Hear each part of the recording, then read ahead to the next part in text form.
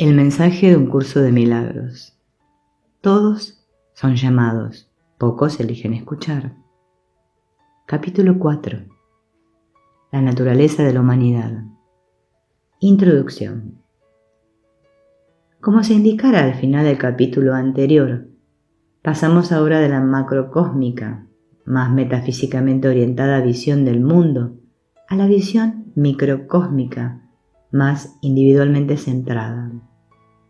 Así pues, pasamos de la exploración del propósito ontológico que el ego tiene para el mundo y para el cuerpo, mantener al Hijo de Dios como un ser insensato o sin mente, y de ese modo preservar su creencia en la realidad de la separación, la individualidad y la culpa, a cómo este mismo propósito es expresado a través de la experiencia individual de uno en el mundo. El lector quizás recuerde que al comienzo del capítulo 3 tratamos el uso que el ego hace de la fragmentación para confundir al Dios vengativo del ego, quien se empeña en destruir a su único hijo, después de lo cual el ego fragmentó al hijo en un número casi infinito de pedazos y depositó a cada uno dentro de un cuerpo, el cual habita en un mundo, como leemos en el pequeño jardín. Tal es la extraña situación en la que parecen hallarse aquellos que viven en un mundo habitado por cuerpos. Cada cuerpo parece ser el albergue de una mente separada, de un pensamiento desconectado del resto, que vive solo y que de ningún modo está unido al pensamiento mediante el cual fue creado. Cada diminuto fragmento parece ser autónomo y necesitar a otros para algunas cosas, pero sin ser en modo alguno completamente dependiente para todo de su único creador, ya que necesita la totalidad para poder tener algún significado, pues por sí solo no significa nada, ni tampoco puede tener una vida aparte e independiente. Dentro de cada fragmento se encuentra la totalidad del sistema de pensamiento de culpa y de odio del ego, y la corrección del perdón y la curación del Espíritu Santo. En este capítulo, por lo tanto, nuestro centro de interés radica en la naturaleza del Homo sapiens, lo que significa ser un ser humano en el universo de pecado, culpa y miedo del ego. Debe mencionarse que, aunque estamos hablando únicamente sobre la especie Homo sapiens, por razones evidentes, la dinámica del ego y la del Espíritu Santo por igual operan en el nivel de la mente, la cual trasciende el cerebro humano enteramente. De hecho, hablando dentro del ilusorio mundo temporal del ego, podríamos decir que la mente antedata o precede a la fabricación del Homo sapiens, y que esta especie es una sola expresión de los dos sistemas de pensamiento de la mente dividida dentro de la filiación. Nuestra experiencia personal e individual es que el ego y el Espíritu Santo están presentes en nosotros tal como nos conocemos, personalidades que existimos en un cuerpo que es regido por un cerebro. Pero la verdad es que nuestra muy humana experiencia es el reflejo de las decisiones tomadas en nuestras mentes y no en nuestros cerebros. Así pues, todo lo que tiene forma, los llamados objetos animados e inanimados, son igualmente irreales y solo reflejan los pensamientos transhumanos de la mente dividida. Y así, hasta una cosa insignificante y exánime, puesto que tiene forma y configuración, es una proyección del pensamiento de separación en la mente dividida de la filiación. Este pensamiento coexiste codo con el pensamiento de la expiación, que es la corrección del Espíritu Santo. Es más, en palabras que relatan la enseñanza de que la vida, y por consiguiente el amor también, existe solo en el cielo y por lo tanto, cualquier cosa que no esté en el cielo refleja las leyes del caos del ego. Lo que no es amor es asesinato. Escribe Jesús en este pasaje muy claro, enfático e importante. Fuera del cielo no hay vida. La vida se encuentra allí donde Dios la creó. En cualquier otro estado que no sea el cielo, el estado de separación en el cuerpo, en el mundo físico, la vida no es más que una ilusión. En el mejor de los casos parece vida, en el peor, muerte. Ambos son, no obstante, juicios acerca de lo que no es vida, idénticos en su inexactitud y falta de significado. Fuera del cielo, la vida es imposible y lo que no se encuentra en el cielo no se encuentra en ninguna parte. Fuera del cielo lo único que hay es un conflicto de ilusiones, de todo punto insensato, imposible, y más allá de la razón, aunque se percibe como un eterno impedimento para llegar al cielo. Las ilusiones no son sino formas, su contenido, el pensamiento de separación del ego, que es la negación de la verdadera vida, nunca es verdad. Por consiguiente, cualquier cosa que tiene forma, un ser humano, un perro, un rábano, una roca o un grano de arena, todo comparte la realidad básica del contenido que es desmentido por sus diferentes formas y aparente vida o por la ausencia de ésta. Este es un punto extremadamente crucial que los estudiantes de un curso de milagros entiendan. De lo contrario estarían tentados a cometer el pecado de hacer el error real. Un error que Jesús repetidamente exhorta a sus estudiantes a no cometer. El pensamiento de separación es una ilusión y, como ya hemos visto, cualquier forma que parezca tomar tiene que ser igualmente ilusoria, sin excepción. Si bien confinamos nuestra discusión a los seres humanos, como lo hace Jesús en un curso de milagros, debe recordarse siempre que estamos hablando acerca de una dinámica que ocurre solo en la mente dividida, transhumana, común a todas las formas del mundo. Bien sea que nuestro muy limitado entendimiento humano las considere animadas o inanimadas, independientemente también de cuál sea la posición de estas formas, en lo que generalmente se denomina la cadena evolutiva. Una nueva visita a la cuarta división. Examinamos ahora el proceso en el cual el Hijo único de Dios se fragmentó en un número casi infinito de partes separadas. El lector siempre debe tener presente que estamos describiendo, no explicando, un acontecimiento, una serie de acontecimientos, que es inherentemente ilusorio. Y por lo tanto la separación y todas sus consecuentes fragmentaciones jamás se pueden entender en realidad, puesto que, para empezar, nunca ocurrieron. Por consiguiente, utilizamos símbolos para expresar en forma mitológica el desarrollo de una ilusión, lo cual no puede hacerse de ningún otro modo. De la misma manera, antes de lanzarse a la discusión a fondo de las 5 leyes del caos, el corazón de su sistema de pensamiento demente, Jesús plantea: puedes llevar las leyes del caos ante la luz, pero nunca las podrás entender. Las leyes caóticas no tienen ningún significado y por lo tanto se encuentran fuera de la esfera de la razón.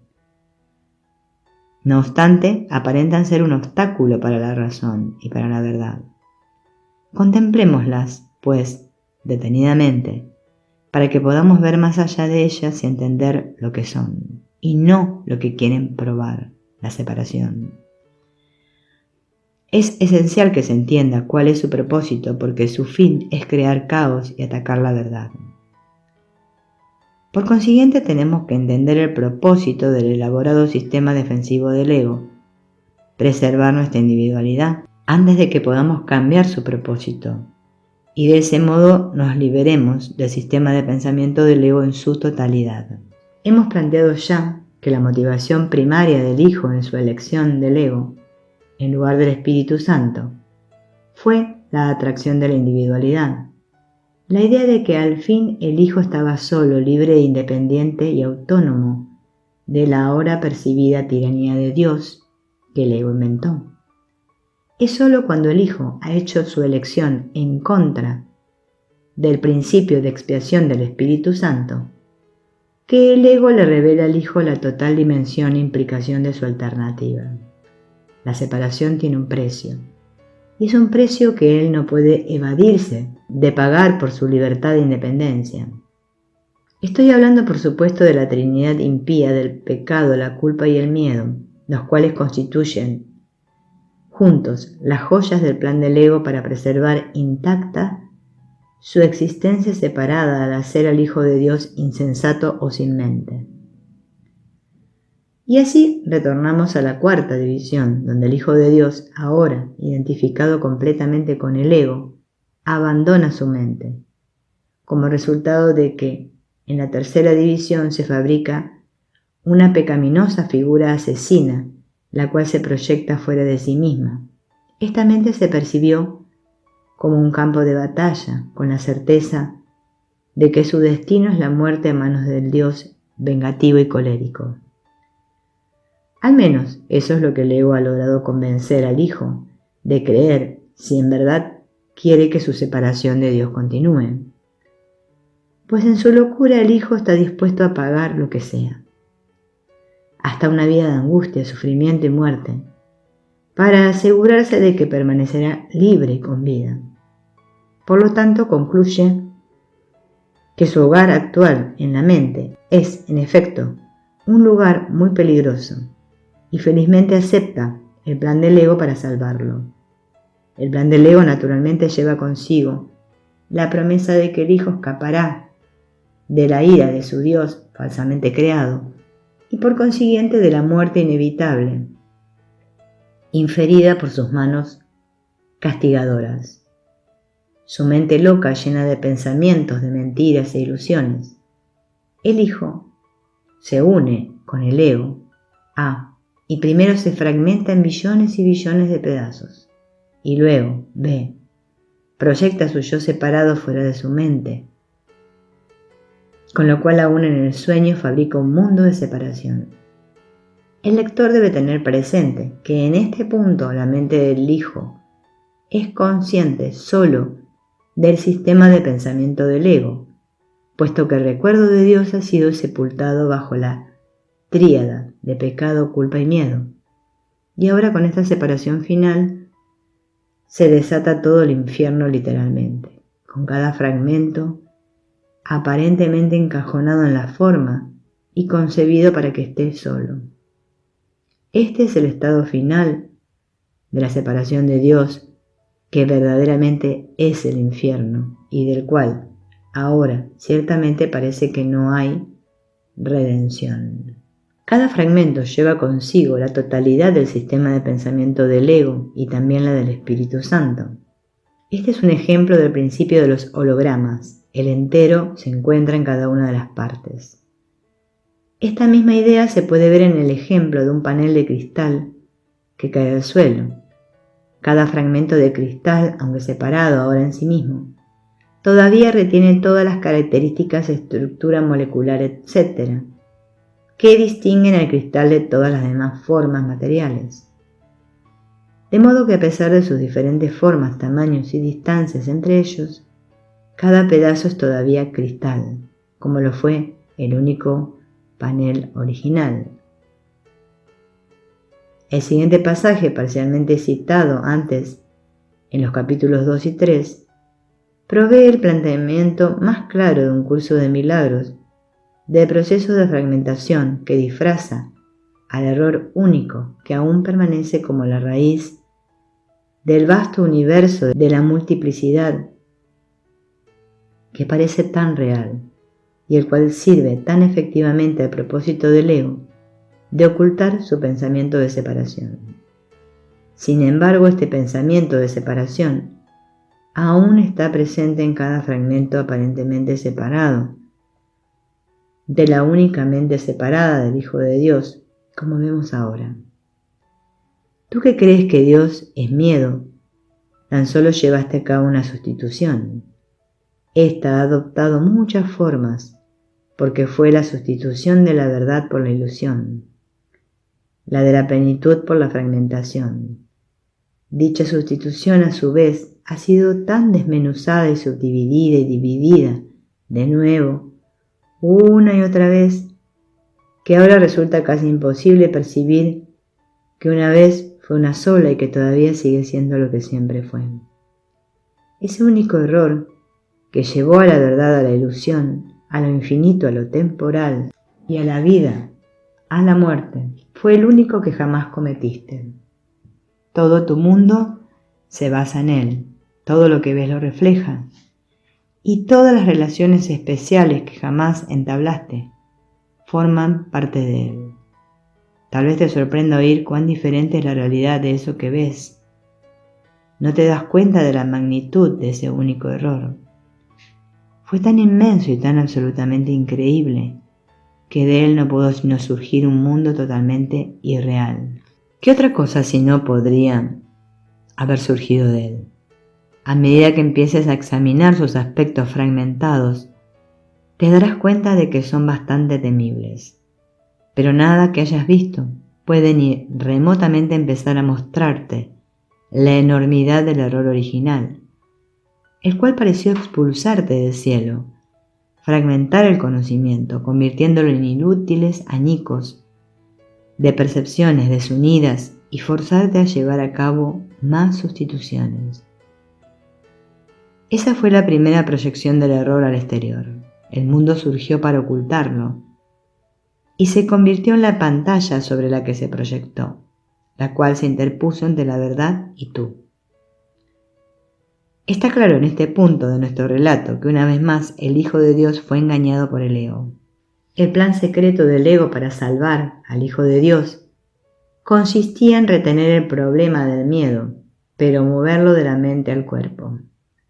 Por lo tanto, al huir del campo de batalla de la muerte, que era la mente del Hijo, y fabricar un mundo y un cuerpo en el cual éste pudiese esconderse aparentemente y escapar del sufrimiento y de la muerte, no ayudó para nada a resolver su situación, pues como es evidente para todos los que creen que viven en el mundo, la vida aquí es sufrimiento y muerte. Así que nada se ha logrado en verdad para ayudar al Hijo. En efecto, la situación se ha empeorado realmente, porque ahora parece que no hay esperanza de que su sufrimiento se alivie en absoluto.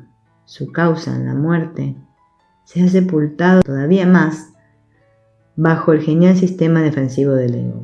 Por consiguiente, el sistema de pensamiento de separación del ego es el vencedor de este plan cósmico de locura.